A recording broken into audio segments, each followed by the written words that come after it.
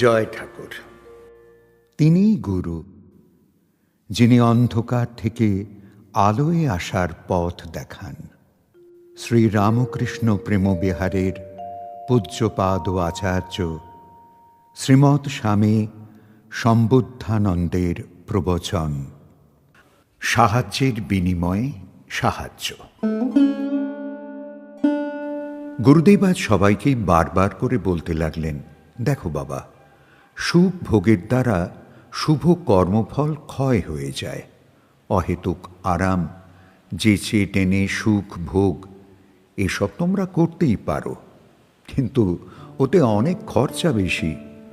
পূর্বকৃত সুসংস্কারগুলো খুব সহজে ভোগের দ্বারা খরচা হয়ে যায়, আবার খারাপ সংস্কারগুলো নানান দুঃখ যন্ত্রণার মাধ্যমে ক্ষয় হয়ে যায়।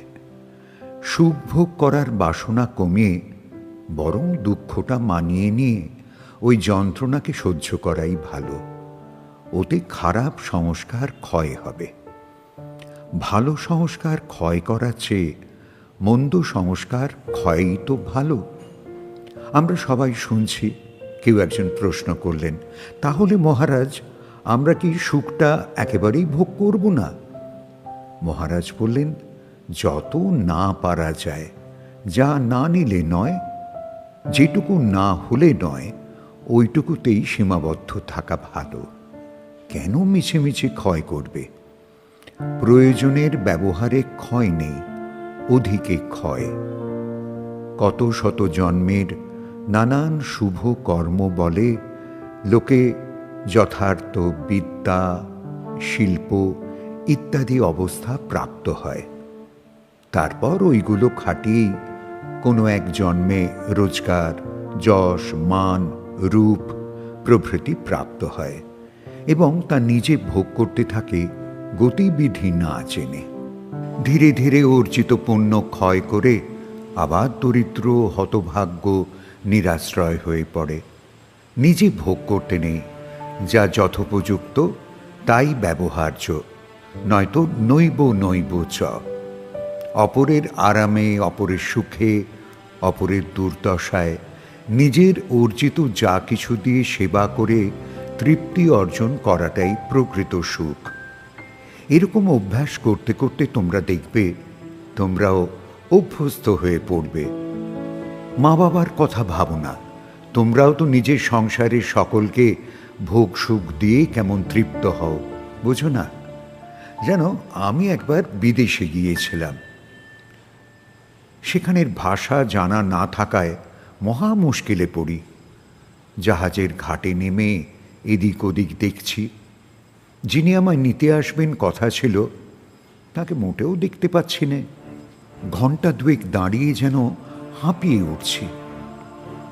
জাহাজের সহযাত্রীরা মালপত্র নিয়ে এধার ওধার চলে গেলেন। আমি ধীরে ধীরে ঘাট থেকে বেরিয়ে এলাম।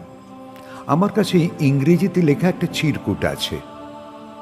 ওটি গন্তব্যস্থলের ঠিকানা।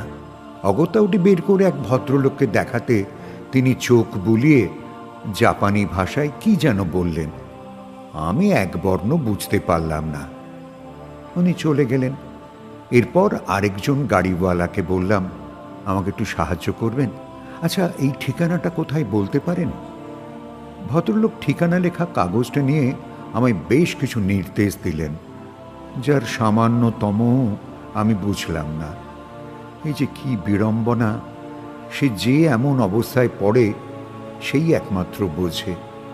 আমি অসহায়ভাবে আরও দু চারজনকে জিজ্ঞাসা করলাম।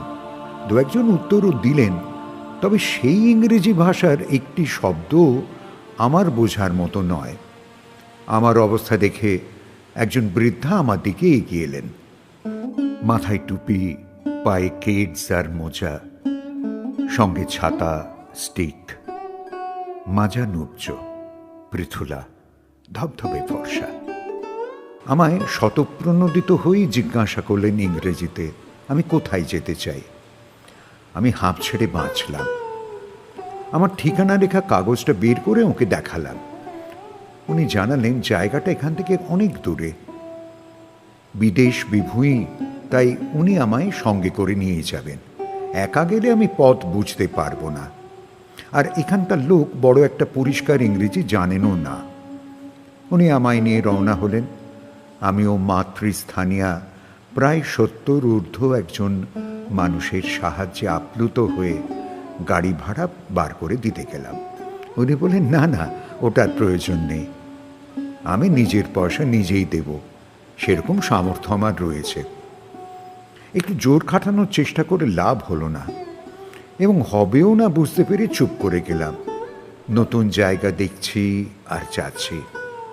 ভদ্রমহিলার ওই দেশীয় ভাষা ও ইংরেজি ভাষা দুটোই জানা থাকায় পথ খুঁজতে খুব সুবিধা হতে লাগল। 6-7 কিলোমিটার এসে জিজ্ঞাসা করলাম, আরও কত দূর হবে বলে আপনার মনে হয়? উনি বললেন, বাছা, তোমার কোনো দরকার আছে কি?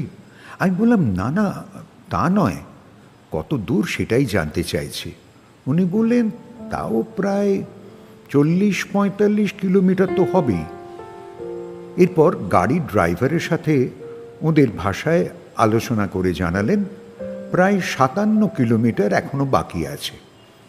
আমি তো অবাক, এত দূরের রাস্তা একা একা কি করে পার হয়ে আসতাম কি জানি। চারদিক দেখতে দেখতে এগোতে লাগলাম। 1 ঘন্টার কিছু অধিক সময় সেখানে পৌঁছে গেলাম। এরপর বাড়ির লোকেশন স্থির করতে বেশ বেগ পেতে হলো। অবশেষে বাড়ির মালিক অর্থাৎ আমার পরিচিত মানুষটির কাছে পৌঁছে গেলাম।